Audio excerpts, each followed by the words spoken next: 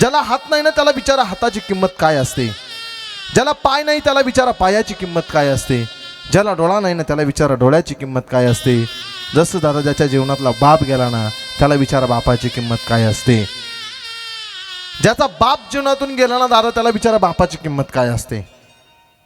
म्हातारा बाप असू द्या, नुसतं आमच्या घरासमोर बसलेला असू द्या, कोण्या पाप्याची नजर आमच्या घरावरती येणार नाही. बापाचं अस्तित्व एवढं मोठं असतं. ऐका ना, आमचा बाप श्रीमंत असणं महत्त्वाचं नाही, आमच्या जीवनात बाप असणं हे महत्त्वाचं असतं.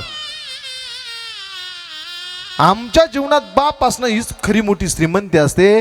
ऐका ना दादा, आईचं वर्णन प्रत्येकानं केलं, आई प्रत्येकानं सांगितली, आईचे उपकार आहे आमच्यावरती, पण बापाचा वाटा काकांवर जास्त आहे. आई प्रत्येकानं सांगितली, देवकी मातेचं गुणगौरव प्रत्येकानं केलं.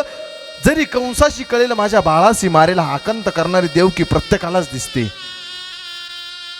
कंसाला कळाल्याच्या नंतर माझ्या बाळाला मारेला आकांत करणारी देवकी प्रत्येकाला दिसते. पण तेवढ्याच भयान रात्री त्या महापुरामधून, यमुनेच्या पुरामधून भगवान परमात्म्याला गोकुळापर्यंत पोहोचवणारा एक बाप होता. तो बाप मात्र कधी आमच्या लक्षात राहत नाही.